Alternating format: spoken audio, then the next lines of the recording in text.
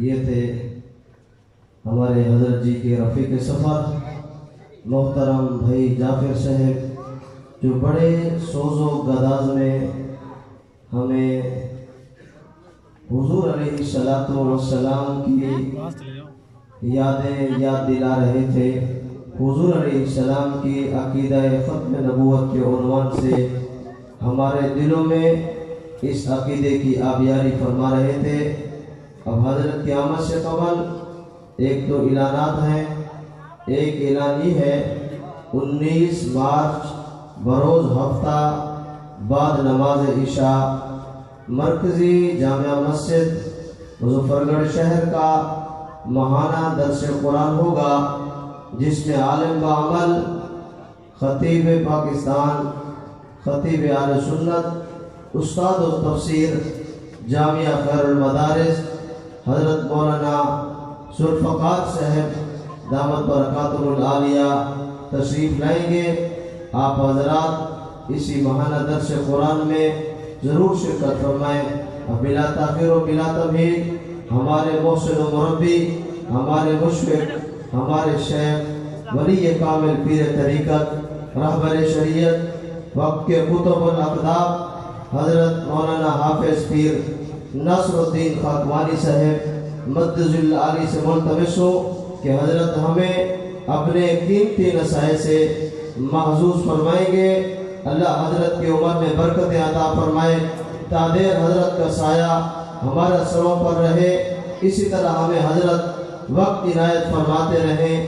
یہ حضرت سے ہمارے ساتھی گزارش کر رہے تھے، مزید ہم گزارش کریں گے کہ ہر سال اگر ہمیں حضرت اسی طرح وقت عنایت فرما دیں تو ہماری بستی کے لیے یہ خیر و برکت ہے، لیکن ہم گزارش کریں گے حضرت سے ہمیشہ کے لیے حضرت ہمیں اس طرح مستقبل فرماتے رہیں۔ شرط یہ ہے کہ ہماری طلب رہی، انشاءاللہ طلب والے خالی نہیں رہتے، ضرور حضرت ہماری طلب کو جو ہے نا جی وہ سراہیں گے۔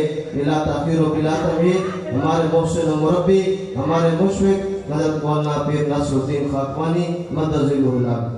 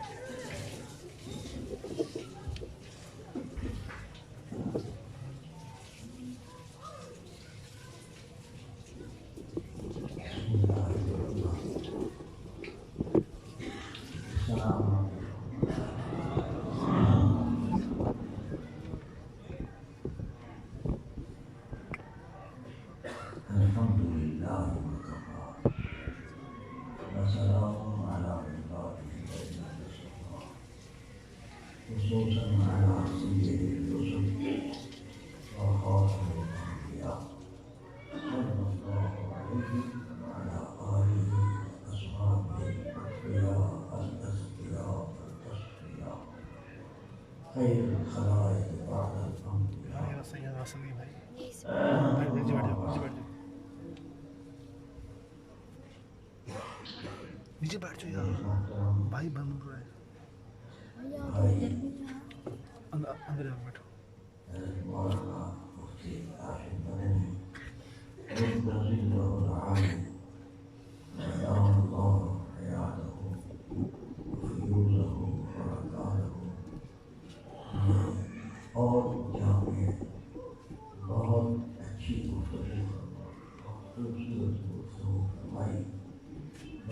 اس مسکین کے لیے کچھ نہیں ہے کہ میں کوئی نئی بات کہوں، میں بقول شاہ سے بخاری رحمۃ اللہ علیہ کبھی کبھی فرمایا کرتے تھے کہ کسی بڑے عالم کی تقریر کے بعد آپ کو تقریر کے لیے کہتے بھائی پلاؤ کو میں کھانے کے بعد دال چاول کی زندگی نہیں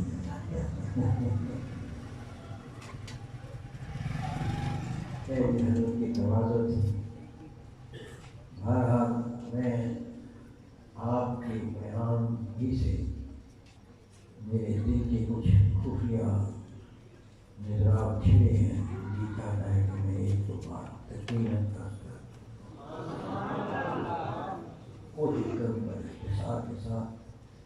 ماں اللہ اللہ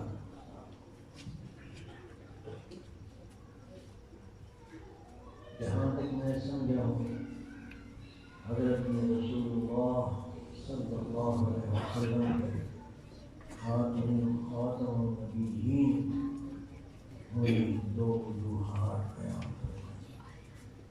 اگر میں نے غلطی غلط نہیں سمجھا، ایک یہ کہ آپ کو تمام انبیاء کی نسبت سے علم آیا، اور دوسرا یہ آپ کے اخلاق اللہ نے بہت اونچے کیے. اور حضرت میں نے یہ صحیح سمجھا ہے کہ میرے دل میں وہ دلیل آئی ہے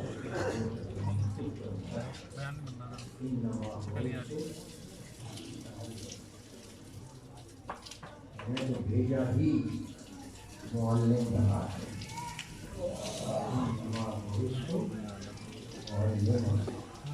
اور انما بعثتم لأتمم مکارم.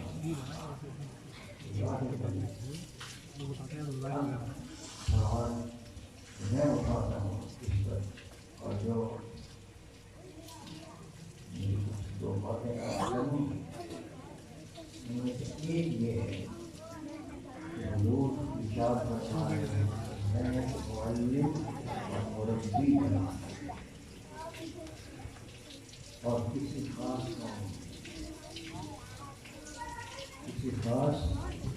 قوم طبقہ کسی بلکہ تمام عالم،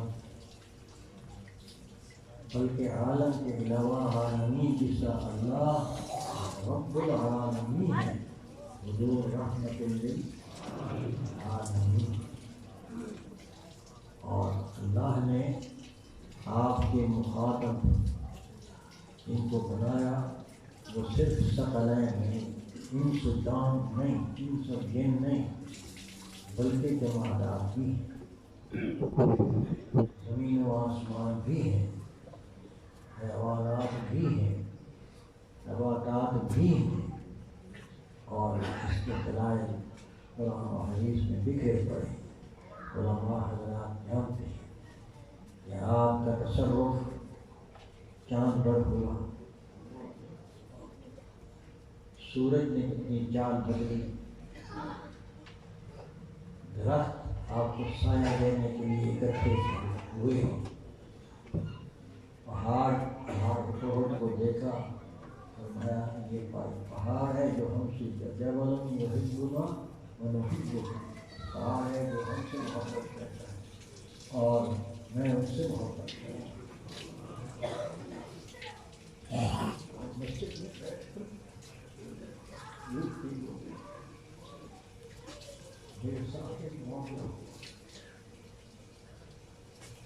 معاملہ یہ ہوا کہ کسی صاحب نے مجھے ایک پتھر ہدیہ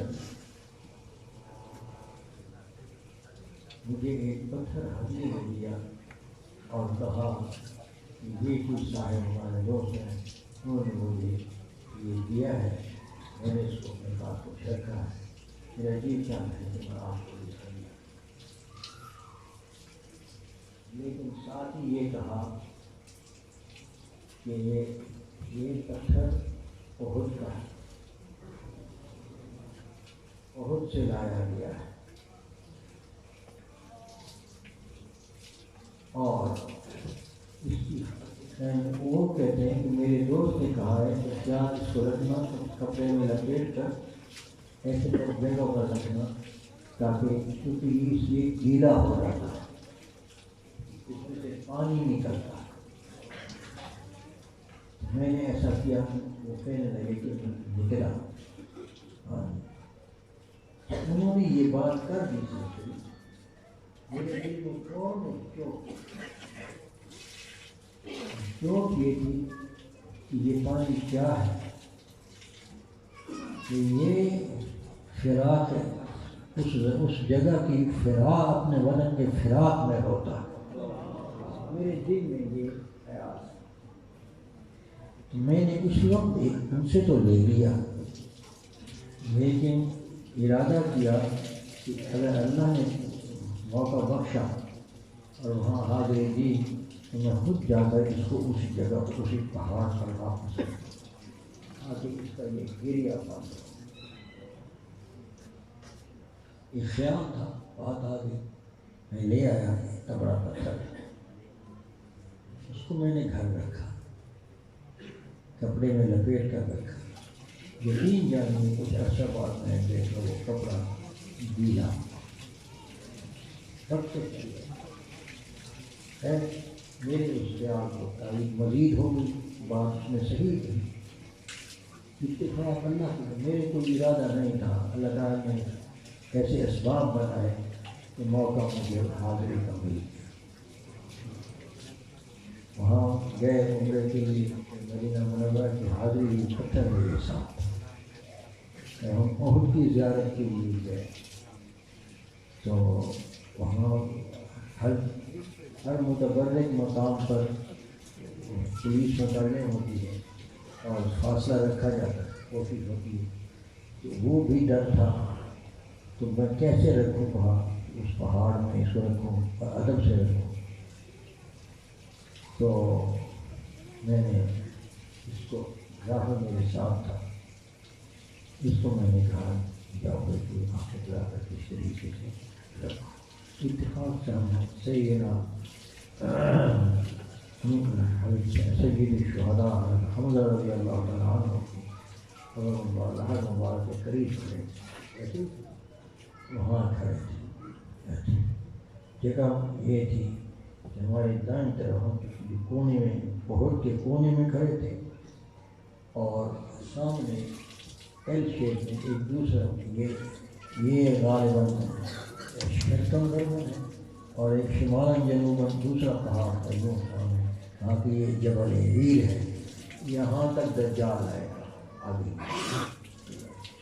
یہ بھی بتانے والوں نے بتایا کہ حضور نے اس کو جنتی کہا اور اس کو دوستی کہا۔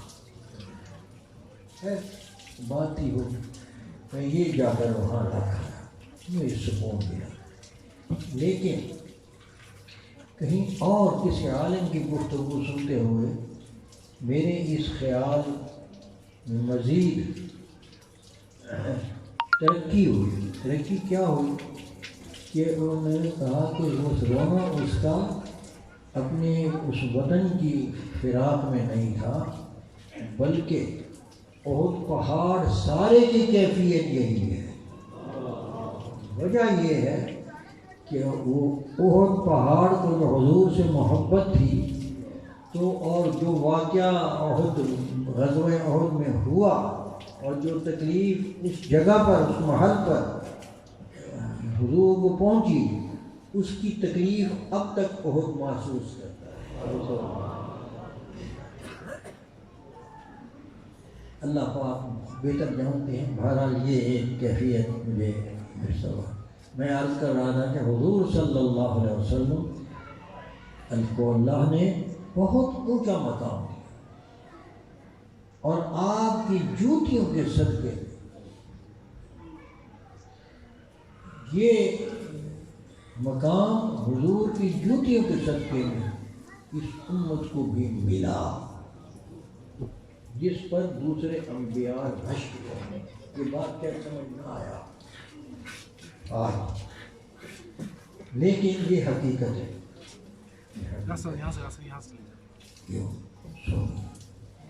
میں نے سوال یہ اٹھایا کہ دو صفتیں حضور کو عطا ہوں کہ آپ علم میں فائق تر تھے اور آپ اخلاق میں فائق تر تھے دوسرے انبیاء سے۔ ہم تقابل کی بات کرنے سے بھی ڈرتے ہیں، کیوں؟ اللہ نے یہ شان بھی اس امت کو حضور صلی اللہ علیہ وسلم کی اتباع اور ختم نبوت کے صدقے میں عطا فرمائی ہے کہ قیامت کے دن ہم سے کوئی نبی ناراض نہیں ہوگا۔ کیوں؟ دلیل اس کی یہ ہے کہ نبی کس لیے آئے؟ وما ارسلنا من رسول الا لیطاع باذن اللہ۔ مطاع بن کر آتی ہے. ان کا کہاں بن؟ وہ ہدایت کے مینارہ ہوتے ہیں، نور تقسیم کرنے والے ہوتے ہیں، سرچشمہ ہوتے ہیں سارے.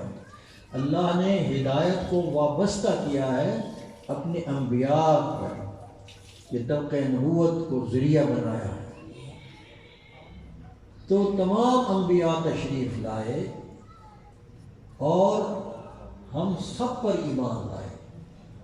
میں جب کہتا ہوں ہم سب پر لائے اور ہم لائے، ہمارے سوا کسی دوسری امت کو یہ شرف حاصل نہیں ہے. وہ کیوں؟ اس لیے کہ حضور سے پہلے جتنے انبیاء آئے ہمارا سب پر بغیر کسی تفریق کے ایمان ہے. آمن الرسول بما انزل الیہ من ربہ والمؤمنون کل آمن باللہ وملائکتہ. تمام مومنین ایمان لے کے آئے، تمام انبیاء. اور حضور کے بعد کوئی دوسرا نبی ہے نہیں. تو اللہ تعالیٰ کی طرف سے جو صاحب بھی منصب نبوت سے پر فائز ہو کر اپنی عصمت کے وصف کے ساتھ، اپنے علم کی برتری کے ساتھ مینارہ ہدایت اور چشمہ نور بن کر آئے ہیں، ہمارا ان سب پر ایمان ہے. ہم سے پہلے یہود اور نصارہ بھی آسمانی مذہب کے قائل ہیں. حضرت موسیٰ علیہ السلام بہت پیغمبروں، بڑے پیغمبروں میں سے ہیں. شاید قرآن کا کوئی سپارہ ان کے ذکر سے خالی نہیں ہے جہاں تک یاد پڑتا ہے. ایسے ہی تو ان پر اللہ نے ان کی فضیلت میں وَاسْتَمَعْتُ لِنَفْسِي کہا، میں نے تمہیں بنایا ہی اپنے لیے. وَأَلْقَيْتُ عَلَيْكَ مَحَبَّةً مِّنِّي، یہ فضائل ان کے بیان ہوئے. ہم ان تمام اوصاف اور فضائل کے قائل ہیں، ہم مومن ہیں. تو شاید اس وصف کی بنا پر حضرت موسیٰ علیہ السلام کے ماننے والے اپنے زمانے میں ہدایت پر تھے، مومن تھے. ہمارا یہ بھی عقیدہ ہے. وہ بھی انشاءاللہ جنت میں جائیں گے. لیکن موسیٰ علیہ السلام کے بعد حضرت عیسیٰ کے ماننے میں انہوں نے بخل کیا، پوچھا ایمان لائے کچھ نہیں. تو وہ تمام انبیاء پر ایمان لانے والے نہ رہے. کیوں؟ کہ ان آیات پر جو حضرت عیسیٰ علیہ السلام پر نازل ہوئی وہ محروم ایمان لانے سے محروم رہے، ان کے رہے. اور حضرت عیسیٰ علیہ السلام کے ماننے والے نصارہ وہ بھی ایمان لائے اور تمام اس سے پہلے انبیاء پر لائے. لیکن حضرت حضور صلی اللہ علیہ وسلم پر ایمان وہ نہیں لا سکے، سوا چند جن کی قسمت میں تھا وہ لائے، جن کی قسمت میں تھا نہیں لائے. تو اس لحاظ سے تمام کے تمام مسلمان جو ایمان کے نور سے روشن ہیں، ان کا قلوب، وہ تمام انبیاء کے ماننے والے ہیں. اور جو بعد میں ہم سے کوئی نبی ہے نہیں. تو جو مومن بھی جس چیز پر ایمان لانا انسان کے لیے ضروری تھا پیغمبروں کی تعلیم کے مطابق، ہمارا ان سب پر ایمان ہے. اور دوسری امتوں میں بعض کا بعض پر ہے، بعض پر نہیں. تو والذین هم بآیاتنا یؤمنون، اللہ نے قرآن حکیم میں ایک آیت یہ ہے والذین هم بآیاتنا یؤمنون. یہ بظاہر اس میں دلیل ختم نبوت کی نہیں، لیکن اس لحاظ جس پہلو سے یہ فقیر عرض کرے گا شاید یہ بھی دلیل ختم نبوت میں سے ہو جائے. وہ کیسے؟ کہ حضرت موسیٰ علیہ السلام نے اللہ تعالیٰ سے دعا مانگی، 2 دعائیں مانگی طور پر. بچڑا پرستی سے تائب ہونے کے بعد جو آپ تشریف لے گئے تو قوم نے کہا آپ جاتے ہیں اور باتیں کرتے ہیں اور کہتے ہیں کہ میں اللہ سے باتیں کر کے اور کچھ احکام لے کچھ اوراق لے کے آ جاتے ہیں. اور ہمیں حکم ہوتا ہے کہ ان پر عمل کرو، اور سختیاں ٹوٹ پڑتی ہیں۔ ہمیں کیا پتا کہ آپ کہاں سے کہاں جاتے ہیں، کس کی باتیں سنتے ہیں اور کون کو۔ ہم چاہتے ہیں کہ ہم میں سے اگر آپ سن سکتے ہیں تو ہم بھی انسان ہیں، ہم میں سے جن کو آپ چاہیں لے جائیں ساتھ اور گواہ بنا کے، تاکہ وہ بھی آپ کے اس کلیم اللہ ہونے کی گواہی دیں اور ہم مان کر ایمان لے آئیں اور ہم بگڑے نہیں، ہمیں یقین ہو جائے۔ یہ اصحاب موسیٰ کا ایمان ہے۔ تو گئے 70 آدمی، واختار موسیٰ قومہ 70 رجلا فلما أخذتهم الرجفة قال رب لو شئت أهلكتهم من قبل وإياي أتهلكنا بما فعل السفهاء منا إن هي إلا فتنة تضل بها من تشاء وتهدي من تشاء۔ کہ آپ نے یہ کہا کہ اللہ سے دعا کی، وہ لے گئے۔ جب تجلیات ظاہر ہونے لگی ابتدائی، تو اوپر سے بجلی کڑکی، نیچے سے زلزلہ آیا اور وہ 70 کے 70 روڈ موسیٰ علیہ السلام پریشان ہو گئے، اب میں کیا کروں؟ پیغمبر تھے، بہرحال حلیم تھے۔ رب لو شئت أهلكتهم من قبل وإياي، اے اللہ اگر آپ نے ہمیں موت ہی دینی تھی، آپ ان کو پہلے بھی موت دے سکتے تھے، اب بھی دے سکتے ہیں، لیکن اب اس وقت میں ذمہ داری میری ہے، اپنی ذمہ داری پہ لے کے آئے ہوں، میں قوم کو کیا جواب دوں؟ میری عزت کا سوال ہے، مہربانی فرمائیں ان کو لے جاتا۔ اللہ نے یہ دعا قبول کی، یہ دعا قبول کر 70 آدمی مرے ہوئے زندہ ہوئے۔ موسیٰ علیہ السلام کو امید ہوئی، حوصلہ ہوا، مزید پھر امت پر رحمت اور شفقت جو نبی کی طبیعت کے اندر خمیر میں ہوتی ہے، وہ جس نے جوش مارا۔ آپ نے پھر دوسری دعا ایک قبول ہوئی، وَاكْتُبْ لَنَا فِي هَٰذِهِ الدُّنْيَا حَسَنَةً وَفِي الْآخِرَةِ حَسَنَةً اِنَّا كُنَّا عَلِيمٍ۔ اے اللہ اس وقت میری امت ایمان لے آئیے، ہم تیری طرف رجوع ہوئے ہیں، اب اس دنیا کی بھلائی بھی اور آخرت کی بھلائی بھی۔ وہ دعا جو اللہ نے بعد میں حضور کو امت کو عطا فرمائی، ربنا آتنا فی الدنیا حسنہ وفی الآخرۃ حسنہ وقنا عذاب النار۔ یہ دعا حضرت موسیٰ نے خواہش کی کہ میری امت کے حق میں قبول، اور لکھ دی یہ تقدیر میں، تقدیر مبرم میں، نہ ڈرنے والی تقدیر میں، کہ یہ اب امت ہدایت یافتہ ہو۔ تو جواب میں اللہ پاک نے جو انداز اختیار فرمایا، یہ حضرت موسیٰ علیہ السلام کے وقت کی بات ہے، سیاق و سباق میں امت محمدیہ کا ذکر بھی نہیں۔ تو ارشاد کیا ہوا جواب میں؟ وقت قال عذابی اصیب بہ من اشاء ورحمتی وسعت کل شیء۔ تو اللہ نے جواب میں اجابت والے الفاظ نہیں استعمال کرنا ہے، بلکہ ایک قانون بتا کہ میرا عذاب پہنچے گا اس کو جس کو میں چاہوں گا، وہ میری مشیت کے ماتحت ہے۔ مجرم کو بخش دوں میں کر سکتا ہوں، مجھے روکنے والا تو میں، اور میری رحمت جو ہے اس کا قانون یہ ہے کہ جب اوپر سے چلتی ہے تو سب کے لیے ہوتی ہے، لیکن اپنے مصدر کے اعتبار سے عام ہوتی ہے، اور اپنے مورد کے اعتبار سے جس کو پہنچتی ہے وہ خاص ہوتی ہے، ملتی اسی کو ہے جو اس کو لینے کے لیے اس کے قریب آتا ہے۔ یہ لگتا ہے جو قریب بارش کی مثال ہے، بارش اوپر سے آتی ہے فضا کے اندر، جو اندر چلا جائے وہ اس سے فیض یاب نہیں ہوتا، اور جو باہر چلا جائے اس کے نیچے ہے اس کو بارش پہنچتی ہے، اس کا اثر ہوتا ہے۔ تو یہ قانون بتایا، اور آگے ایک جملہ فرمایا، دعا موسیٰ نے مانگی اپنی امت کے لیے، تقدیر ہماری خود سے۔ ارشاد کیا فرمایا اللہ نے؟ کیا فرمایا؟ آپ لکھنے کی بات کرتے ہیں، یہ تو ہے میرا قانون عذاب اور رحمت دینے کا، لیکن آپ اگر کہیں کہ میں کسی کے لیے لکھ لوں تو میں ان کے لیے نہیں لکھوں گا، میں لکھوں گا ان کے لیے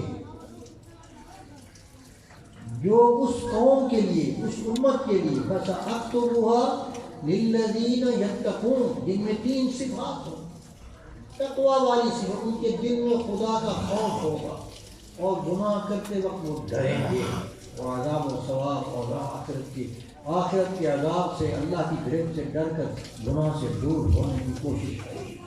یہ تقوی والی صفت کا نظام ہوگا اس لیے۔ فَسَأَكْتُبُهَا لِلَّذِينَ يَتَّقُونَ وَيُؤْتُونَ الزَّكَاةَ، جو اپنے جسم اور مال کی زکوٰۃ ادا کرتے رہیں گے، پاک کرنے کی کوشش میں لگے رہیں گے، اسی دھن میں لگے رہیں گے۔ اور تیسری صفت ان کی یہ ہوگی کہ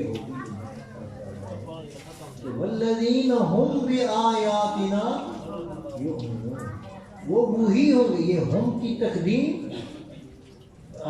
اخیر میں تاخیر اس کا حق تھا، یہاں آیا تو یہ تقدیم، یہ زیادتی ہم کی، یہ معنی کی زیادتی ہے، یہ حسد کا معنی دیتی ہے۔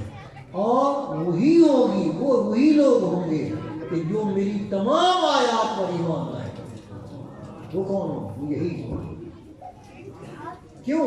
اس لیے کہ اگر کوئی اور نبی بعد میں آنے والا ہوتا تو اس کا آیت کا مصداق وہ ہوتی جو اس نبی پر آنے کو مانتی، اور ہے کوئی نہیں، ہم ہیں اور کوئی نہیں ہے۔ اور ہم سے پہلے جتنے انبیاء ہیں بغیر کسی استثناء کے ہم سب کو ایسے ہی مانتے ہیں، نبی مقام جیسے کہ ہم نبی کو مانتے ہیں، جو اللہ اور اس کے رسول نے جو مقام جس نبی کو عطا فرمایا، ہمارا ایمان ہے اپنے نبی کو کہتے ہیں۔ تو یہ ہم اس کی مصداق ہیں۔ تو ختم نبوت کی برکت سے رحمت اس امت کے لیے لکھ دی گئی ہے، بشرطے کہ ان 3 صفات کون سی؟ للذین یتقون، تقوی کی صفت۔ تقوی کی صفت کیا ہے؟ اللہ نے خود ہی فرمایا کہ تقوی وہ صفت ہے جو جلب کرتا ہے، جو کھینچتا ہے ہدایت۔ ذالک الکتاب لا ریب فیہ، یہ وہ کتاب ہے جس میں کوئی شک نہیں، لیکن ہدایت اس سے ملے گی اس کو جس میں خدا کا خوف ہوگا۔ جو خدا کا خوف لے کر ہدایت کے طالب بنیں گے، اس کو اس کتاب سے ہدایت ملے گی۔ تو یہ ایک شان ہے۔ تو اللہ تعالیٰ نے حضور کو جو علم اور اخلاق کی فضیلت عطا فرمائی، اس کی برکت سے اللہ نے آپ کو آخری نبی بنایا، اور حضور کی آخری نبوت کی برکت سے ہمیں آخری امت ہے، ہمیں آخری۔ یہ شاید آپ یہ سمجھتے ہوں گے کہ آخری امت ایک زمانے کی اتفاقی تقدم اور تاخر ہے، آخری ہونا۔ یہ کوئی فضیلت کی بات بظاہر سامنے نظر نہیں آتی، پہلے کچھ پہلے آ گئی ہے بعد میں آ گئی، لیکن نہیں۔ جس انداز میں آپ کو خاتم النبیین ہونے کی اطلاع اللہ پاک نے دی اور جس مقام پر دی، اور اس امت کو آخری امت ہونے کا شرف جب عطا فرمایا اور جس مقام پر عطا فرمایا، وہ بدلاتا ہے، وہ عنوان بدلاتا ہے کہ نہیں، یہ ایک خاص منصب ہے جس کا منشا علم اور اخلاق سے برتر ایک اور صفت ہے اللہ کی، اور وہ ہے صفت محبیت اور محبوبیت۔ کیوں؟ جب زمین کی حکومت دینی مراد تھی اللہ نے، تو آپ نے حضور صلی اللہ علیہ وسلم کو معراج پر بلایا، جبکہ کفار کے ستم عروج کو پہنچے تو آپ کو بلایا، لیکن بلاتے وقت ایک لقب سے یاد کروایا، سبحان الذی اسریٰ۔ ہماری اپنے رب سے نسبت عبدیت کی بہت اونچی نسبت ہے، بہت اونچی نسبت ہے، لیکن اس نسبت کا ایک خاصہ ہے، اور وہ جب یہ نسبت، یہ تعلق عبدیت کا یعنی غلامی کا، تو میں غلام ہوں اپنے اللہ کا، بندہ ہوں، بندگی کا مضبوط ہوتا ہے، تو اس میں فاعل کون ہے؟ عابد کون ہے؟ بندہ ہے، اور معبود کون ہے؟ اللہ۔ اللہ معبود ہے لیکن پھر عبادت کا صدور بندے سے ہوتا ہے، توفیق اللہ کی جانب سے ہوتی۔ اس نسبت کے علاوہ جتنی نسبتیں آپ ذہن میں لے آئیں، اللہ خالق ہے اور ہم کیا ہیں؟ مخلوق۔ فاعل کون ہے؟ فاعل کون ہے؟ اللہ۔ مخلوق کون ہے؟ ہم۔ اللہ مالک ہے، ہم کیا ہیں؟ اللہ رازق ہے، ہم کیا ہیں؟ اور اللہ حاکم ہے، ہم کیا ہیں؟ محکوم۔ تو یہ جتنی نسبتیں ہیں اس میں فاعل بندہ نہیں، فاعل کون ہے؟ اللہ۔ یہ ہمیں سبق کیا ملتا ہے؟ ہمیں سبق یہ ملتا ہے کہ ہم نے صرف بندگی کرنی ہے اللہ کو، اس ذات کو، اس ذات وحدہ لا شریک کو، انہی صفات اور انہی افعال کے ساتھ اس کی بندگی کریں جس کی تعلیم اللہ کے رسول نے ہمیں دی ہے۔ ہمارا کام صرف یہی ہے، باقی کام وہ اللہ نے اپنے ذمہ لیے ہیں، ہمارے ذمہ لیے۔ لیکن اس سے نسبت ایک اونچی اور ہے، وہ نسبت حبی ہے۔ صوفیاء کی اصطلاح میں اسے تعین حبی کہا ہے، اور اہل معرفت کا جدت سے رحمۃ اللہ کا اس پر انفراد ہے کہ آپ فرماتے ہیں کہ تعین اول حضور کی ذات ہے، اور کا آپ کا منشا جو ہے تعین حبی ہے، منشا ظہور کا تعین حبی ہے۔ اور دلیل اس کی یہ ہے کہ جب اللہ تبارک و تعالیٰ نے آپ کو معراج پر بلایا، بندگی کے احکام دیے، دنیا کی حکومت عطا فرمائی، تو نسبت عبدیت سے یاد فرمایا۔ تو مکی زندگی میں آپ کی تکمیل اطلاعات میں مبتلا کر کے نسبت عبدیت کی تکمیل ہوئی، آپ کی اور آپ کے ساتھیوں کی۔ جب اللہ نے دیکھا کہ یہ نسبت مضبوط ہو چکی ہے تو پھر اللہ نے دینا چاہی زمین کی خلافت اور حکومت، تو پھر اس موقع پر آپ کو نسبت عبدیت سے یاد فرمایا، بلایا معراج پر۔ اور اس کی نسبت میں زمین کی جب حکومت کی بات کرتا ہوں تو جب اس عبادت کی نسبت میں آدمی کامل ہوتا ہے تو اللہ تبارک و تعالیٰ اس کو دنیاوی تصرف عطا فرماتے ہیں، اور اللہ نے اسی لیے فرمایا وَلَقَدْ كَتَبْنَا فِي الزَّبُورِ مِن بَعْدِ الذِّكْرِ إِنَّ الْأَرْضَ يَرِثُهَا عِبَادِيَ الصَّالِحُونَ إِنَّ فِي هَذَا لَبَلَاغًا لِقَوْمٍ عَابِدِينَ۔ ان الارض ہے عبادیت الصالحون، تو صالحیت اور عابدیت یہ صفتیں اس کے اندر سے مکمل ہو جائیں، زمین کی حکومت کا حق ان کا ہے، مشرک کا نہیں ہے۔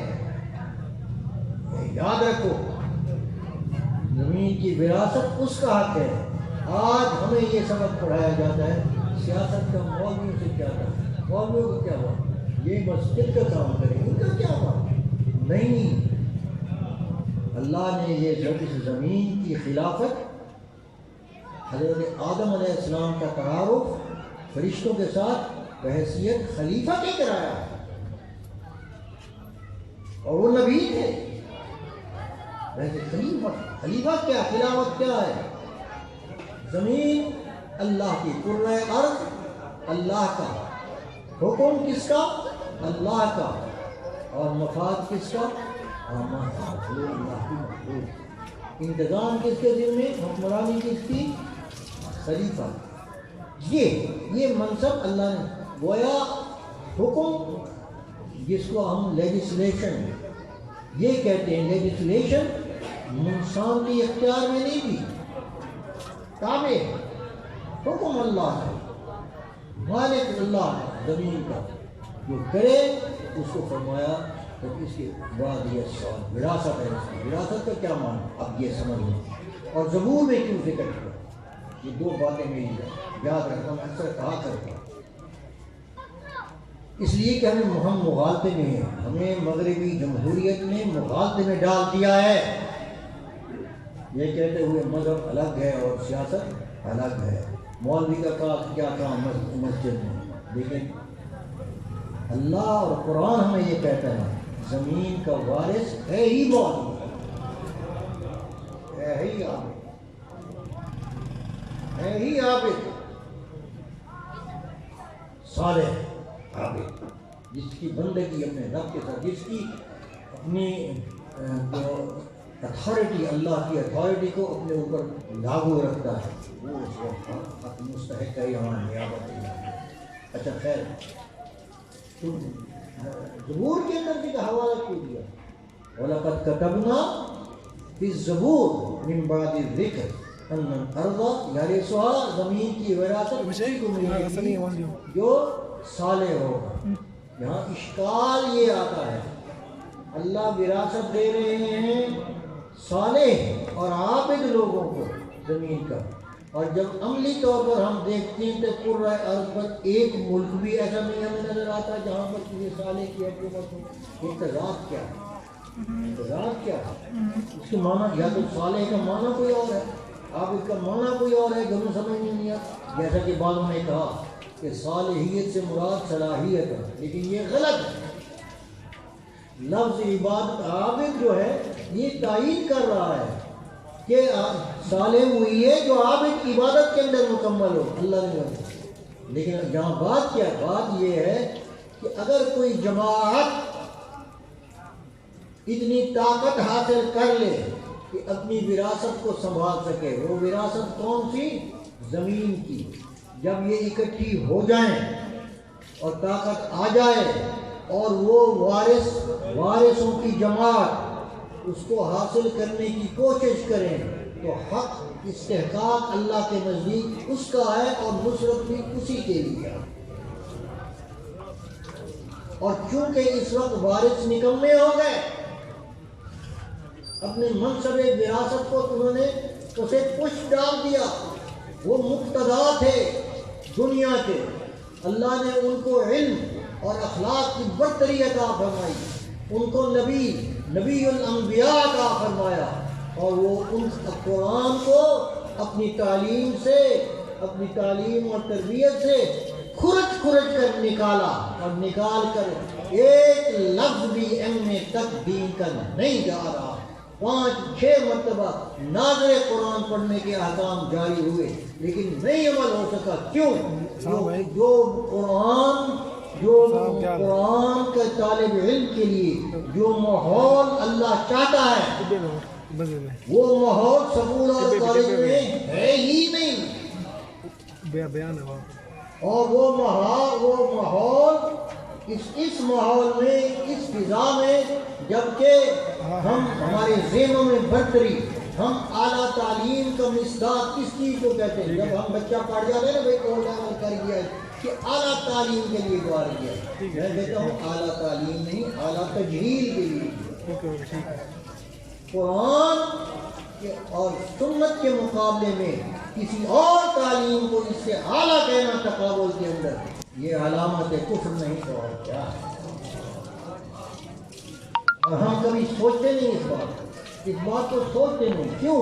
اس لیے کہ ہم اپنی شناخت بھول چکے ہیں، اور یہ شعوری طور پر پاکستان بننے کے بعد 70 برس تک یہ محنت ہوئی ہے کہ اس کے نصاب سے دین کو آپ کو یاد ہوگا بچپن میں ہم سکولوں میں پڑھتے تھے تو وہاں پر اسمبلی کے بعد دعا کون سی ہوتی تھی؟ لب پہ آتی ہے اب ہے کھرچ کر نکالی گئی، گوڑے آتے ہیں نہیں آ کر ہمارے نصاب سے دین کی باتوں کو نکال کر چلے جاتے ہیں، اور حکومت تک سے مس نہیں ہوتی، ہمیں جہالت کے اندر رکھا گیا۔ لیکن میں آپ کو حقیقت بتا رہا ہوں کہ ہم ابھی تک آزاد نہیں۔ کیوں؟ اس لیے کہ آزادی پلیٹ میں کوئی شخص آفر نہیں کرتا۔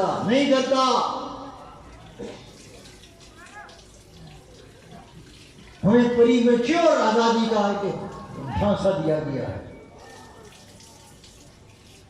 اور ہمارا حقیقت یہ ہے کہ مانے یا نہ مانے، سویلائزیشن کے کلچر کے لحاظ سے ہم پر ایک تمدن اور تسلط کیا گیا ہے، کیا جا رہا ہے، نفوذ کر رہا ہے فضائیں کی نہیں۔ 47 سے پہلے ہم غلام تھے، کس کے؟ انگریز کے۔ 47 کے بعد ہم انگریز کے براہ راست غلام نہیں رہے، ہم اس کے غلاموں کے غلام ہو گئے۔ اور کریں، میں سچ کہہ رہا ہوں یا جھوٹ بول رہا ہوں؟ اور یاد رکھیں، جو ہمارے سامنے حاکم بن کر آتے ہیں یہ ہم سے زیادہ ان کے غلام ہیں، ہم آزاد ہیں پھر بھی، وہ نہیں ہے آزاد۔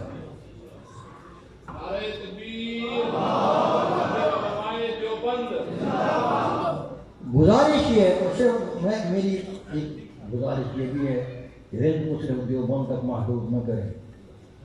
حضرت سید احمد شہید بریلوی کے بارے میں کیا کہیں گے آپ؟ ہاں، ایک وسیع اور علماء کا سمندر ہے یار۔ راستہ نہیں ہے، یہاں سے وہاں سے لے آؤ۔ اہل حق ہے۔ راستہ وہاں سے میں نے استادوں سے پوچھا، میں نے کہا حضرت حضور حدیث میں آتا ہے کہ لا یزال طائفۃ من امتی یامرون بالقائم علی الحق، کیا حضور نے فرمایا کہ میری امت میں ایک طبقہ ہمیشہ رہے گا جو عامر بالمعروف ناہی عن المنکر ہوگا اور حق پر قائم ہوگا۔ وہ کہاں ہے؟ وہ کون ہے اس کا مقدار؟ حضرت نے فرمایا دیکھو بات سمجھو، پہلے بات سمجھو کہ ذمہ دار تم ذمہ دار ہو۔ یہ بتاؤ جب گندم کے بیجنے کا وقت آتا ہے، بیج ڈالنے سے پہلے اس کی محنت کرتے ہو، اس کی لیولنگ کرتے ہو، اس کو بوڈی پانی دیتے ہو، جب تیار ہو جاتی ہے تو بیج ڈال دیتے ہو۔ بیج ڈالنے کے بعد اگرنے سے پہلے تک کا یہ زمانہ ہوتا ہے، جب کوئی تم سے پوچھے گندم بیجیے، گندم ہے کہ نہیں، تو کیا کہو گے؟ ہے یا نہیں ہے؟ کیا ہے؟ ہوتی ہے یا نہیں ہوتی؟ ہوتی ہے، لیکن زیر زمین ہوتی ہے۔ بیج ڈال دیا گیا ہے، افراد ہیں، لیکن جو ہی اجتماعی قوت کام میں آئے گی اور لوگوں کو پتہ چلے گا کہ یہ حق پر ہیں، تو لوگ کھچ کھچ کر مختلف جماعتوں سے آئے، ہر جماعت کے اندر موجود ہیں، آ جائیں۔ بات صحیح ہے غلط ہے؟ ہم نفرت کے کوئی بیج ڈالنے والے لوگ نہیں ہیں۔ بات صرف یہ ہے، میرا ایک پیغام ہے آپ لوگوں کو کہ رسول اللہ صلی اللہ علیہ وسلم علم میں برتر، اخلاق میں برتر اعلیٰ۔ اب سوال یہ ہے کہ کیا حضور صلی اللہ علیہ وسلم کو جو فرض منصبی سونپا گیا آپ اس میں کامیاب ہوئے یا ناکام؟ کس درجے میں کامیاب ہوئے؟ میں جو درجے کی بات کر رہا ہوں اس کو ذرا سنو، سمجھو، اور اگر میں سچ آپ کو میری بات سمجھ میں آئے تو کہہ دینا کہ آپ ٹھیک کہہ رہے ہیں، نہیں تو میری اصلاح کر دیں۔ اور وہ یہ ہے کہ اگر آپ کے پاس اتنا وقت ہو یا کوئی ذریعہ ہو کہ تمام آدم کی تاریخ پر نظر ڈالیں اور کامیاب انسانوں کے کارناموں کو دیکھیں تو آپ کو تاریخ عالم میں سب سے منفرد حضور کی ذات نظر آئے گی۔ سچ ہے، تعلیم اور تربیت دونوں چیزوں میں، تعلیم اور تربیت میں، یہ صرف میں نہیں کہہ رہا، دشمن بھی گواہی دے رہی ہے۔ الفضل ما شہدت بہ الاعداء، حضور جو دشمن جس چیز کی گواہی دے کہ حضور جیسا کامیاب نہیں، کیوں؟ اور کہنے والا کہتا ہے کہ اگر کہنے والا کہتا ہے کہ اگر تاریخ کا غور سے مطالعہ کریں عالم کا، یہ دنیا کی بات کر رہا ہوں، دنیا میں آپ کو ایک شخص بھی ایسا نظر نہیں آئے گا جو آخری وقت زندگی کے آخری دنوں میں جب اس کی موت کے آثار اس پر ظاہر ہو گئے ہوں یا عالم غیب کی خبریں نشاندہی کریں کہ وقت آپ کا مکمل ہو رہا ہے، تو اس نے اپنے اللہ سے مخاطب ہو کر اپنے شاگردوں کی جماعت کو اکٹھا کر کے یہ کہا ہو کہ میں جس کام کے لیے آیا تھا میں مکمل کر کے جا رہا ہوں یا نہیں، اور سارے گواہی دیں، ایک نہیں، دو نہیں، اور گرے ہوئے معاشرے کے لوگ تربیت یافتہ بن کر جب عرفات کے میدان میں حجۃ الوداع میں موقع ہے، حضور فرماتے ہیں حل بلغت الرسالہ، کیا میں نے رسالت پہنچا کا کام تمہیں پہنچایا؟ قد ادیت الامانہ، کیا میں نے امانت جو اللہ نے مجھے وہ پہنچائی؟ تو سب یک زبان ہو کر کہتے ہیں قد بلغت الرسالہ وادیت الامانہ، اور حضور صلی اللہ علیہ وسلم آسمان پر انگلی اٹھا کر کہیں اللہم شہد، اے اللہ تو گواہ ہے، اللہ تو گواہ ہے۔ اور اللہ کی گواہی کیسے آئے؟ الیوم اکملت لکم دینکم واتممت علیکم نعمتی ورضیت لکم الاسلام دینا۔ عجیب آیا ہے جب میں اس پر غور کرتا ہوں۔ آج کے دن الیوم اکملت لکم، وہی کس کے قلب پر اتر رہی ہے؟ وہی کس کے کام پر اتر رہی ہے؟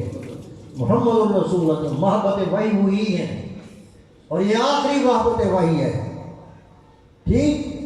لیکن خطاب کن کو ہے؟ یہ بھی دلیل ہے خود نبوت ہے، کیونکہ بھائی اگر کسی غیر کی طرف جاتی تو اس وقت یہ موقع تھا، خطاب صحابہ کو ہو رہا تھا، ڈیوٹی ان کی طرف سپرد ہو رہی تھی، وہ ذمہ داری جو حضور نے مکمل کی ہے وہ ان کی طرف منتقل ہو رہی تھی، شیخ خلافت دے رہا تھا، اللہ گواہی دے قبول کر رہا ہے، لیکن خطاب کس کو ہو رہا ہے؟ الیوم اکملت لکم دینکم واتممت علیکم، 4-5 ضمیریں ہیں خطاب کی جمع کی، اس میں ایک اور خاصیت صحابہ کی شان ظاہر ہوئی۔ ایک تو فضیلت یہ کہ اللہ نے تکمیل دین کی گواہی دی، حضور کے کام کی تکمیل کی اور مقبولیت کی گواہی دی، اور دوسرا یہ کہ ذمہ داری حضور پر جو انبیاء پر تھی پہلے، وہ آپ سے پہلے کسی جماعت کو نہیں ملی، افراد کو ملی۔ پہلے انبیاء کے خلفاء نبی ہوتے تھے اور نبی حفاظت کرتے تھے دین کی، اب وہ دین کی حفاظت محمد کریم کے ان شاگردوں کے سپرد ہو رہی ہے جو اسفل سافلین ماحول سے نکل کر کوئی صدیق بن رہا ہے، کوئی فاروق بن رہا ہے، کوئی غنی بن رہا ہے، کوئی مرتضیٰ بن رہا ہے، خود امین ہذہ الامہ جنتی بن رہا ہے، سارے صحابہ کو جنت کی بشارت دی جا رہی ہے۔ یہ فریق اس جماعت کے اندر منتقل کی، جماعت کے اندر کی ذمہ داریاں منتقل ہوئی، وہ صحابہ کی جماعت تھی، اور گواہی اللہ نے کیا دی؟ کنتم خیر امۃ اخرجت، کھڑی اس لیے کیے گئے ہو تأمرون بالمعروف وتنہون عن المنکر وتؤمنون باللہ۔ تو حضور صلی اللہ علیہ وسلم ایسے شخص ہیں کہ آپ جس کام کے لیے آئے تھے آپ مکمل کر کے گئے اور اللہ کو گواہ بنا کر گئے، اور آپ نے اپنے شاگردوں کی تربیت اس انداز کی فرمائی کہ اللہ نے آسمان سے ان کی اہلیت کا اعلان فرمایا، اور اولئک الذین امتحن اللہ قلوبهم للتقوی کی سند ان کو عطا فرمائی، اور کنتم خیر امت کا خطاب عطا فرمایا، اور صحابہ نے وہ قبول فرمایا۔ اب کتنے 100 سال ہو گئے؟ 1450 سال تقریباً ہو گئے کہ نہیں؟ دین کا، قرآن کا، حضور نے فرمایا مجھے 2 چیزیں کے لیے بھیجا گیا، علم اور اخلاق۔ حضور کے اخلاق اور حضور کا علم، حضور کا علم آپ کا علم ہے، اور حضور کے اخلاق آپ کا اس علم پر عمل ہے۔ تو آپ کا علم، آپ کا عمل اس وقت وہ اب تک موجود، نافع اور حسنہ ہے، اور امت کے لیے اب تک وہ قابل اتباع ہے. لقد کان لکم فی رسول اللہ اسوۃ حسنہ. یار یہ آیت قرآن میں اگر ہو اور میں پڑھوں, مجھے اس کا مطلب بھی سمجھ آئے, اور پھر میں لباس انگریزی پہنوں, شکل انگریز کی بناؤں, شیشہ میں دیکھوں میں انگریز لگ رہا ہوں کہ نہیں, پھر میں تعلیم انگریز کی حاصل کروں, وہی کے جھوٹ سے اپنے آپ کو محروم کروں اور دین کو نہ سیکھوں اور اس کو کیا رکھوں. یا ظلم نہیں.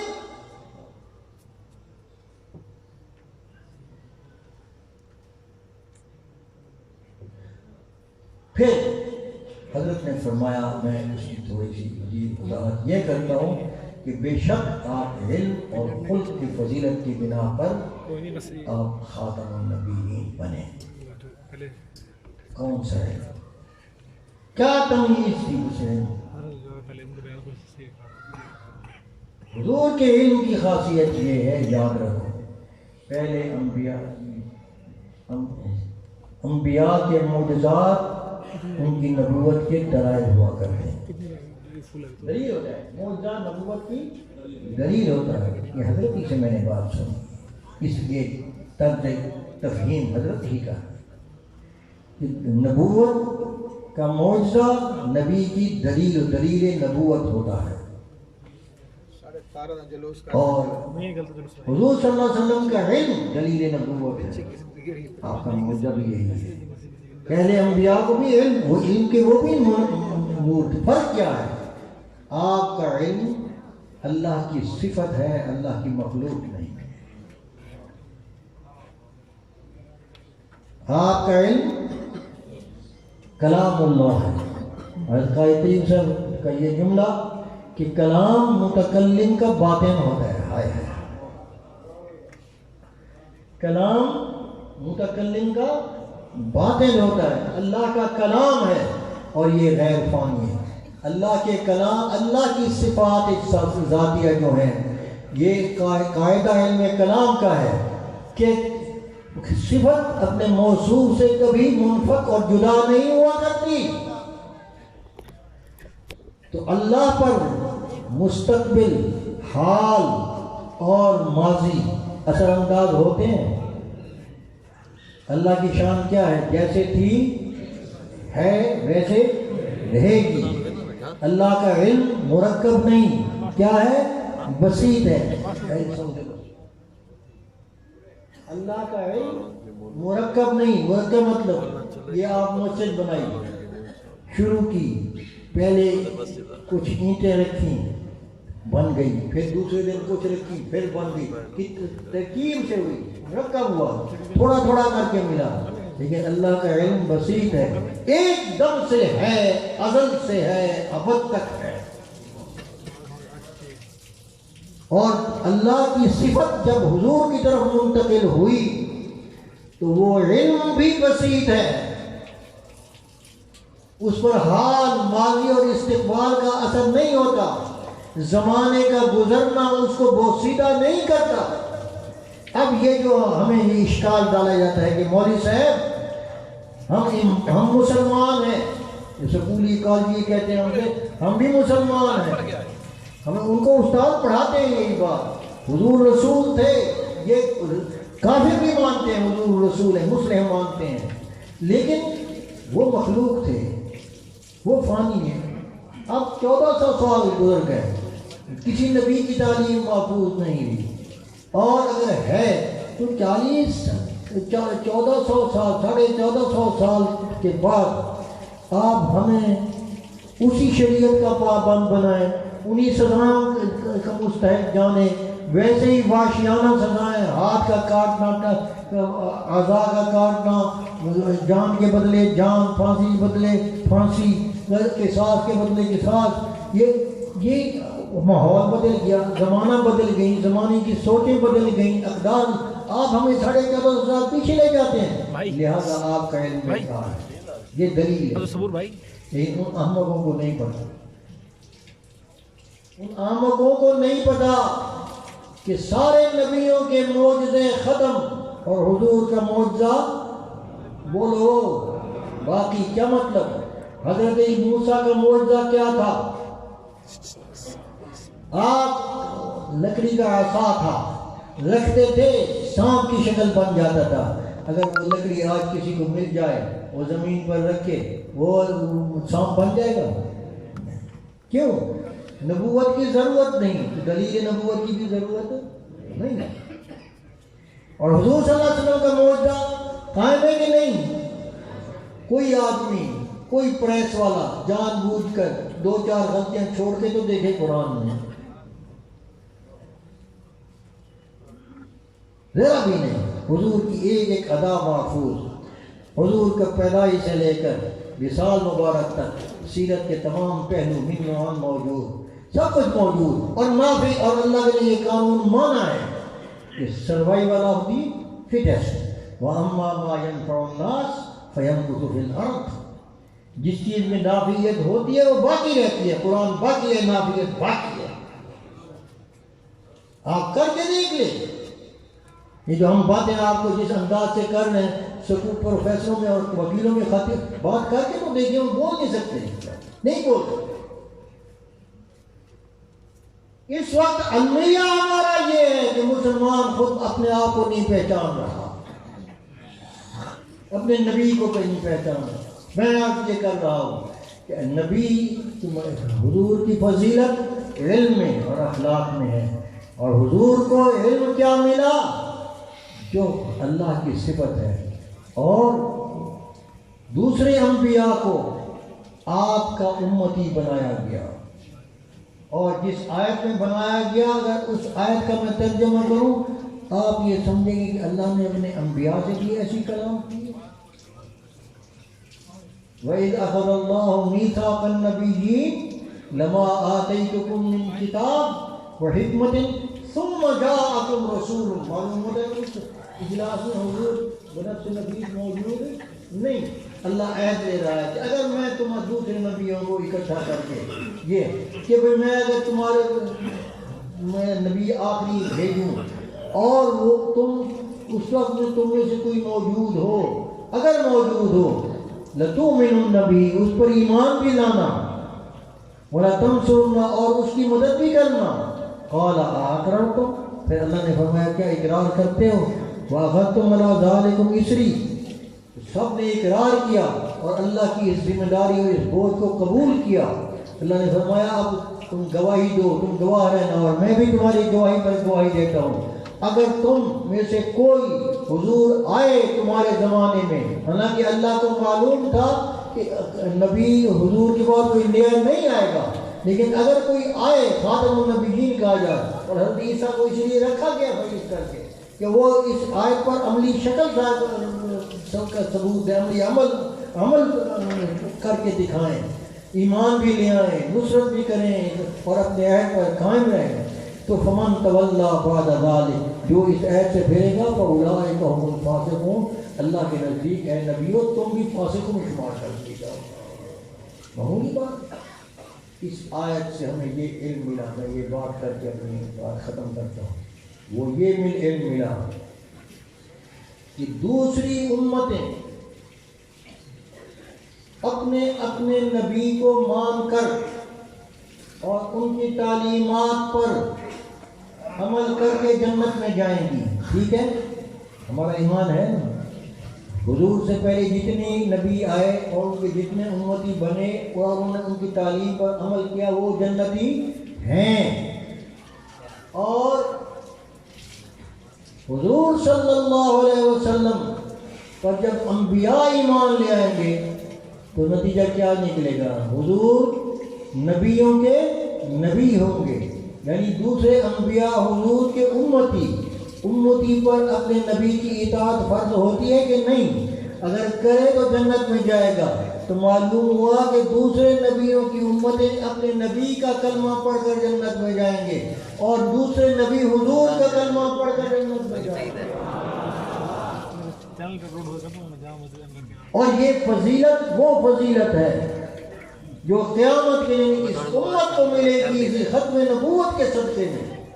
وَكَذَلِكَ جَعَلْنَاكُمْ أُمَّةً وَسَطًا لِتَكُونُوا شُهَدَاءَ عَلَى النَّاسِ، وَيَكُونَ الرَّسُولُ عَلَيْكُمْ شَهِيدًا. مقدمے کا لمبا قصہ ہے. مقدمے کرے گی امتیں اپنے نبیوں پر. انہوں نے عیسیٰ نے ہمیں کہا تھا کہ تم میں خدا کا بیٹا ہوں. عیسیٰ نے اللہ پوچھیں گے تم کہا تھا کہ میں نے تو نہیں کہا تھا. پوری تقریر ہے, پورا بیان اللہ نے نقل کیا. وہ کہیں گے گواہ لاؤ, تو حضرت عیسیٰ علیہ السلام حضور کی امت کو گواہ بنائے. اور حضور صلی اللہ علیہ وسلم جب یہ امتی گواہی دیں گے عیسیٰ کے حق میں, تو اللہ کہاں گیا ہاں یہ دیکھو گواہی دے رہے ہیں. کہنے یہ تو موقع کی گواہی نہیں تھے, یہ تھے تو موجود ہی تھے, جرا کریں گے گواہ. اللہ کو کہے وہی تم تو موجود نہیں تھی کیسے کہتے ہو. تو وہ امتی کہیں گے اللہ آپ نے ہمارے پاس آخری نبی بھیجے تھے, انہوں نے ہمیں یہ بتایا تھا اور ہم نے ان کی تعلیم کو محفوظ رکھا تھا, اور آج ہم اس تعلیم کی روشنی میں یہ گواہی دے رہے ہیں. اللہ حضور سے پوچھیں گے یہ آپ کو گواہ بنا رہے ہیں, آپ نے کی تعلیم دی تھی. آپ کی گواہی امت کے حق میں, پھر امت کی گواہی عیسیٰ کے حق میں اللہ قبول فرمائیں گے اور کٹہرے سے نکلیں گے نہیں جا پائیں. یہ معمولی شرط بہت بڑی بات ہے. سمجھو اس مقام. پھر مولانا نے فرمایا اور درست فرمایا کہ حضور کی اتباع کا اثر دنیا میں, سکرات میں, قبر میں,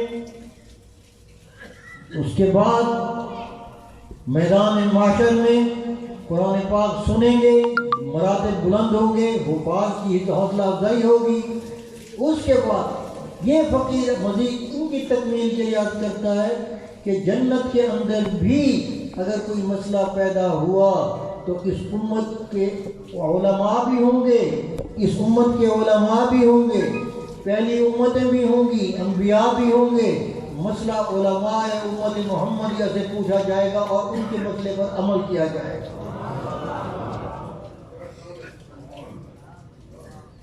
جنت کی جنت اللہ پوچھے گا ہاں بھئی جنتیو تم جنت میں آ گئے, اب کسی چیز کی ضرورت ہے؟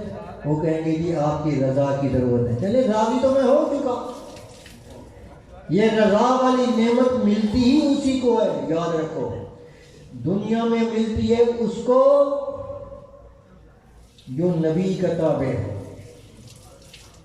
اللہ دنیا میں جس سے راضی ہوتا ہے اس کو ہدایت دیتا ہے, اور ہدایت نبی کی تعلیم میں وقت کے نبی کی تعلیم کی اتباع میں مضمر ہوتی ہے, اور آخرت میں جس سے راضی ہوگا اس کو جنت دے.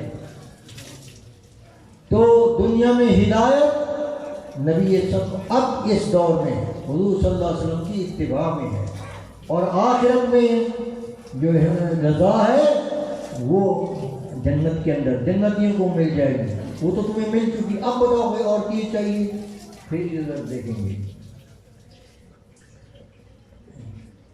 ایم اے والوں سے پوچھا جائے گا, بی اے والوں سے پوچھا جائے گا, کس سے پوچھا جائے گا؟ علماء امت محمدیہ سے پوچھا جائے گا, کیونکہ ان کی شریعت قائم ہوگی وہاں پر.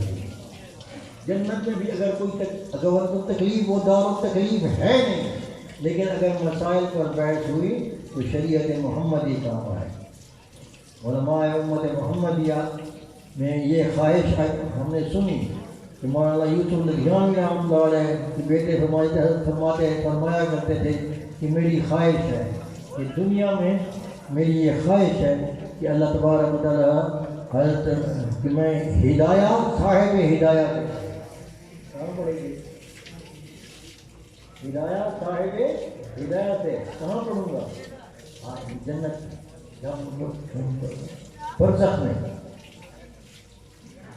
تو اور دوسری یہ کہ حضرت عائشہ کی زیارت میرا جی چاہتا ہے. تو بیٹے نے خواب دے کر آپ ابا جان یہ کہا کرتے تھے, فرمایا الحمدللہ آج کل ختم ہو جائے, ہدایت کل ختم ہوئی ہے اور آج کل کا ٹائم ہے حضرت عائشہ کو ملنے. اس کا معنی کیا ہے؟ تعلیم تعلق وہاں بھی ہو رہا ہے. میرے استاد رحمۃ اللہ علیہ مولانا نور چاچا رحمۃ اللہ علیہ کے شاگردوں میں سے تھے، مولانا عبدالرؤوف صاحب غلامی رحمۃ اللہ تعالیٰ نے۔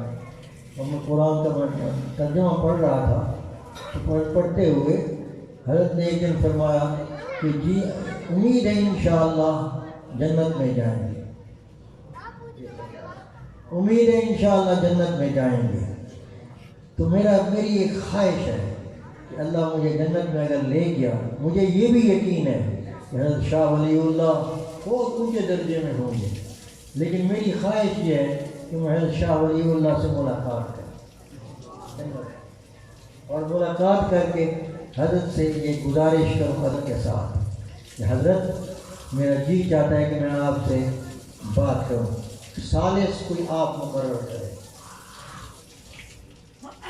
ثالث کوئی منصف ثالث آپ مقرر کریں اور میں اور آپ کی گفتگو ہو ان 7 مسائل میں جن 7 مسائل میں آپ نے صاحب موطا کو امام مالک کی مسلک کو ترجیح دی ہے، امام ابو حنیفہ رحمۃ اللہ علیہ، میں آپ سے گفتگو کرنا چاہتا ہوں۔ میرا خیال میری خواہش ہے، یہ لوگ بھی ہیں، یہ علم کے شائق بھی ہیں، جنت میں یہ پڑھیں گے، باتیں ہوں سب۔ اللہ تبارک و تعالیٰ ہمیں حضور صلی اللہ علیہ وسلم کی صحیح معرفت نصیب کرے۔ اور آپ کی میں ایک دوسری یہ بات کر رہا تھا، بات ختم کرتا ہوں کہ نبوت اور ختم نبوت حکومت دنیا کے لیے نسبت ابدیت کی تکمیل ہوئی، لیکن جب حضور سے حدیث میں آتا ہے، مولانا بدر عالم صاحب رحمۃ اللہ علیہ نے یہ حدیث لکھی ہے، فرمایا کہ حضرت انس رضی اللہ تعالیٰ عنہ فرماتے ہیں کہ جب حضور صلی اللہ علیہ وسلم فرمایا کہ لما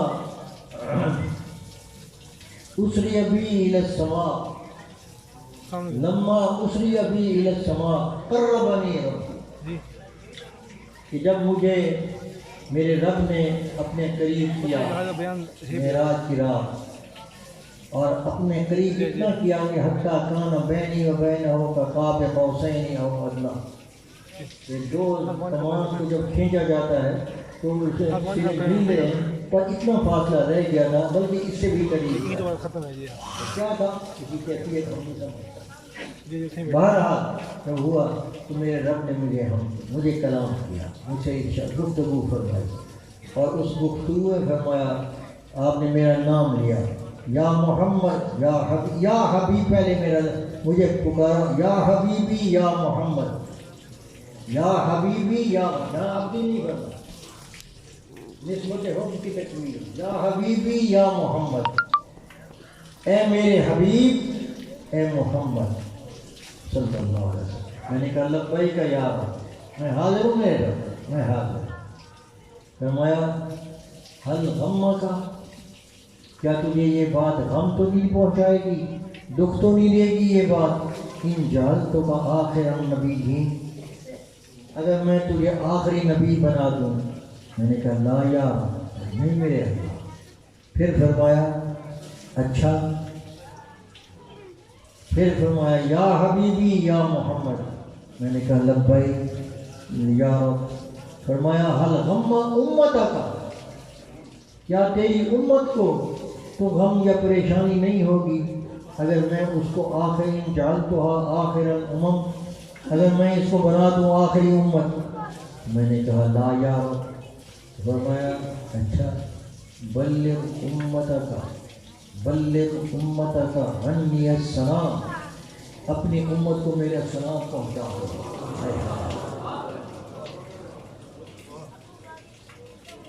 ابلغ امتک عنی السلام واخبرها، اور اس کو خبر دو انی جعلتها آخر الامم، کہ میں نے اس کو آخری امتی بنایا۔ یہ راز و نیاز کا انداز، یہ بھی منصب دینا ہے یا ایک خبر دینی ہے؟ یہ وہ منصب ہے۔ اور ایک بات، ایک خوشخبری اور آپ کو آخر دے دیتا ہوں کہ حضور ایک دن اپنے صحابہ میں تشریف فرما تھے، اور یہ ارشاد فرما رہے تھے بار بار، مدا القا احبائی، مدا القا احبائی، میں اپنے دوستوں سے کب ملوں گا، اپنے محبوبوں سے کب ملوں گا؟ متا القا احبا، ہم بیٹھے ہوئے تھے، صحابہ اکابر بھی بیٹھے ہوئے تھے، اصحاب بھی تھے. تو حضور نے جب یہ ارشاد فرمایا تو ہم نے عرض کیا حضرت ہم تو آپ کے صحابہ سارے اکٹھے ہیں، آپ سے محبت کرنے والے ہیں، تو آپ کس کی ملاقات کا شوق؟ ہم آ جائیں، حکم فرمائیے.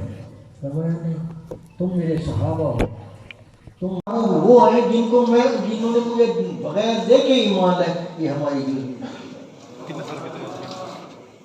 یہ کس چیز کی بدولت ہے؟ یہ ختم نبوت کی بدولت ہے. میرے دوستو اپنے نبی کی بس میں سبق یہی ہے کہ خدا کی قسم اس وقت مسلمان اپنے مقام کو بھول، وہ سمجھتا ہے کہ ہم جاہل ہیں. اس مسلمان ہونا جاہل کی علامت ہے. جاہل حضور کا لباس مجھے یاد ہے، گورنمنٹ کالج میں پڑھتا تھا، ایم اے میں تھا اس وقت. ادھر صبح کو میں نے ایک نوٹس بورڈ دیکھا، لکھا ہوا تھا اس پر لکھا ہوا تھا کہ آئندہ بعض اور دیہاتی آتے تھے ہاسٹل میں، ہم ہاسٹل میں تھے، میں بھی تھا نیو ہاسٹل میں. تو وہ صبح کو ناشتے کے وقت چھٹی کے دن ہوتا یا نہ جانے کا موڈ ہوتا تو دھوتی پہن کر چادر باندھ کر جیسے وہ دیہاتی آتے آ جاتے اور بیٹھ کے اسی لباس میں بے دخل. یہ ان کو اپنے نظم کے خلاف نظر آیا. انہوں نے نوٹس بورڈ لکھا کہ آئندہ چادر پہن کر ڈائننگ روم میں آنا یہ منع ہے، سزا فائن ہوگا. میں کبھی نہیں کیا تھا، لیکن اس دن میرے دل میں خیال آیا جوانی کی میں نے کہا یار حضور صلی اللہ علیہ وسلم کا عمر بھر کا لباس چادر ہے، جلوت خلوت کا لباس ہوگی، وفود کے ملنے کے لباس میں بھی یہی لباس تھا. آپ نے سلوار خرید پاجامہ خریدا ہے، پہنا نہیں. تو حضور جن کے اسوے کو اللہ تعالیٰ کہہ رہے ہیں کہ لقد کان لکم فی رسول اللہ اسوۃ حسنہ، اگرچہ ان کی نیت شرارت کی ہے اور یہ ہو سکتا ہے پہلو احانت کا بھی ہو ان کا، اس کو عذاب سمجھ کر، لیکن منع کرنے والے کو کیا اختیار ہے کہ میں پہن کر کے. میرے دوست تھے، کچھ بھائی بھی ایک دو تھے، میں نے کہا میں نوٹس بورڈ نہیں پڑھا، میں نے کہا تبھی تو آیا ہوں، تبھی تو آیا ہوں پہن کر. میں جواب دوں گا جو زبان پڑھتا ہے ہو جائے، کوئی بات نہیں.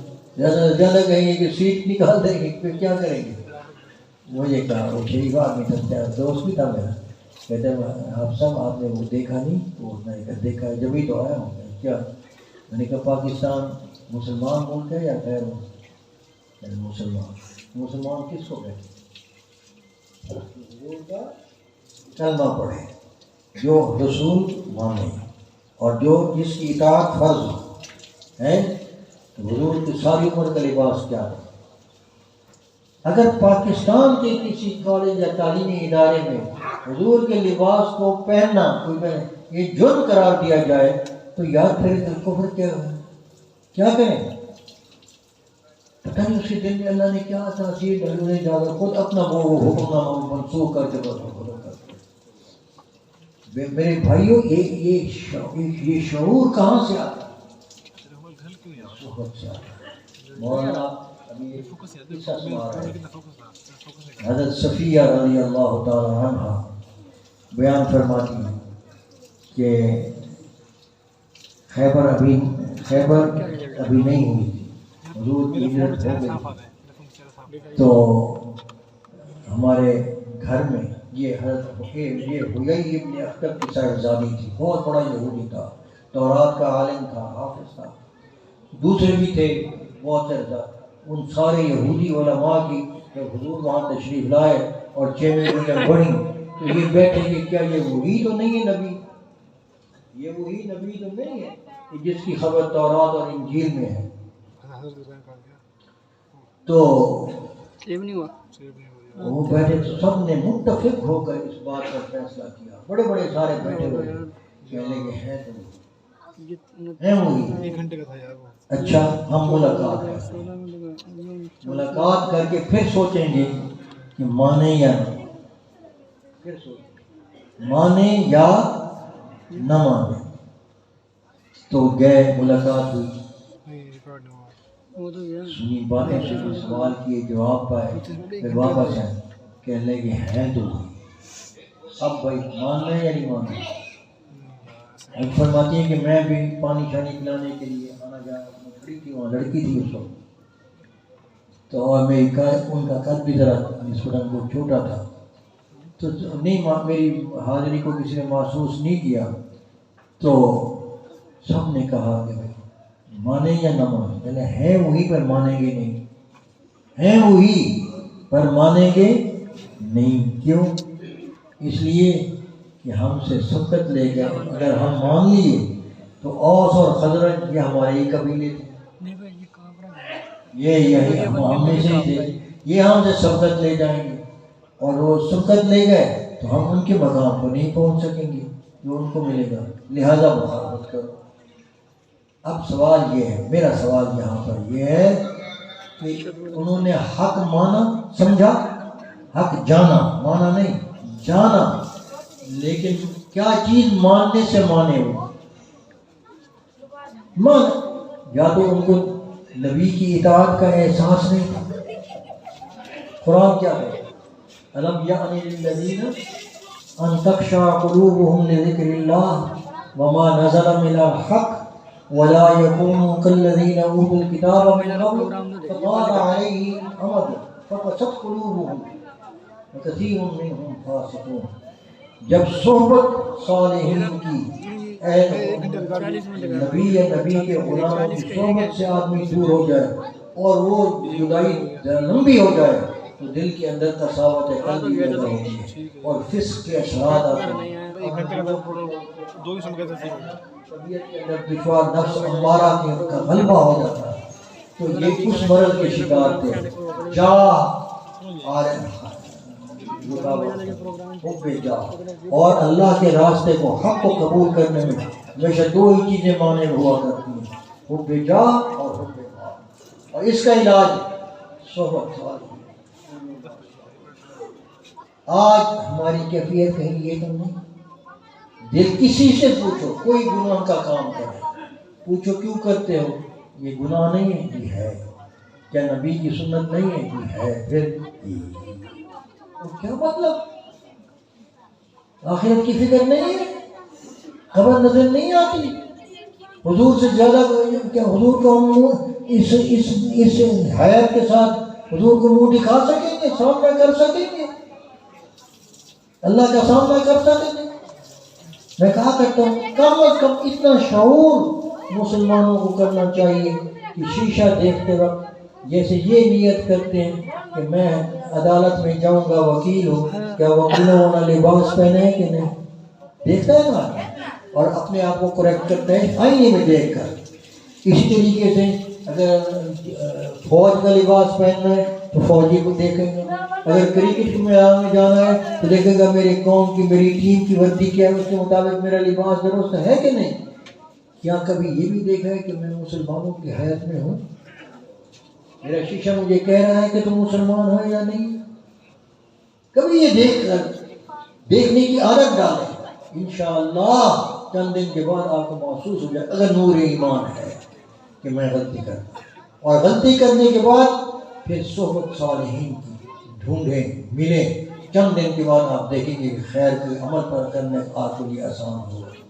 یاد رکھو اللہ تبارک و تعالیٰ کے سامنے ہم نے سب نے جانا ہے، اور حق قسم ہے اللہ کی اس وقت پوری دنیا کے اندر امت محمدیہ کے پاس کسی کے پاس نہیں. کیا کسی کی نبوت کے لیے اتنا کام محنت ہو رہی ہے؟ کیا کسی کی تورات کو حفظ کرنے کی محنت ہو رہی ہے؟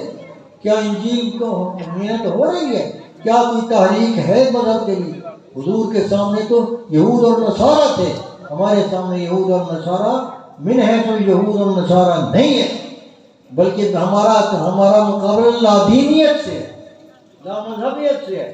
مذہب کی طرف ڈھیلی پڑ رہی ہے، اور داریت اور لامذہبیت اس کی بنیاد نہیں ہوا کرتی، اس لیے کہ ان کے پاس کوئی دلیل نہیں۔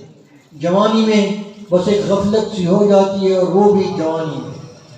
بھلا سکون قلب کی دولت کہاں دنیا ہے فانی، بس ایک غفلت سی ہو جاتی ہے، وہ بھی جوانی میں۔ اس لیے ردت کا زیادہ رد قرآن میں نہیں آیا، ایک ہی صورت آئی، سورۃ رات کے اندر ارتداد کی شناعت برائی بیماری ہوئی ہے، بیماری ہے۔ کیوں؟ یہ بڑھاپا آنے سے پہلے یہ طاقت کمزور پڑ جاتی ہے۔ آپ کو انسان کو قبر نظر آتی ہے، دوسروں کو وہ دھوکہ دے سکتا ہے، خود کو نہیں دے سکتا، لیکن صلاحیت پھر پیدا ہوگی صالحیت سے، یا علم نبوت سے، یا نور نبوت سے، کہ حامل افراد کے بعد میں کونوا مع الصادقین کا حکم ہے۔ اللہ پاک بھائی طلب ہو تو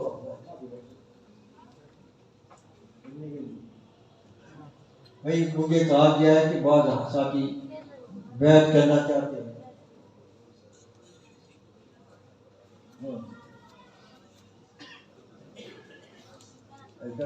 جو حضرات بیعت کرنا چاہیں کپڑا آپ تک پہنچے گا۔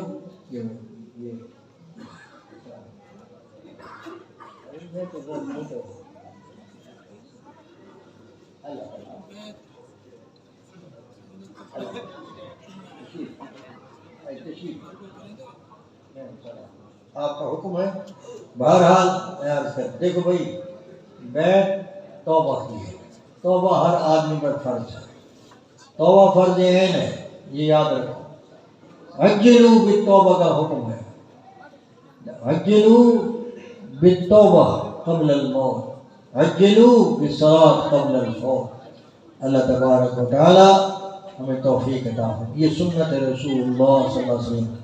آپ نے کافروں کو بھی بیعت کیا ہے، مسلمان مردوں کو بھی بیعت کیا ہے، مسلمان عورتوں کو بھی بیعت کیا ہے، ذکر بھی کروایا ہے، اور جنت کی بشارت بھی۔ وعدہ بن صامت اور شداد بن عون دونوں راوی ہیں۔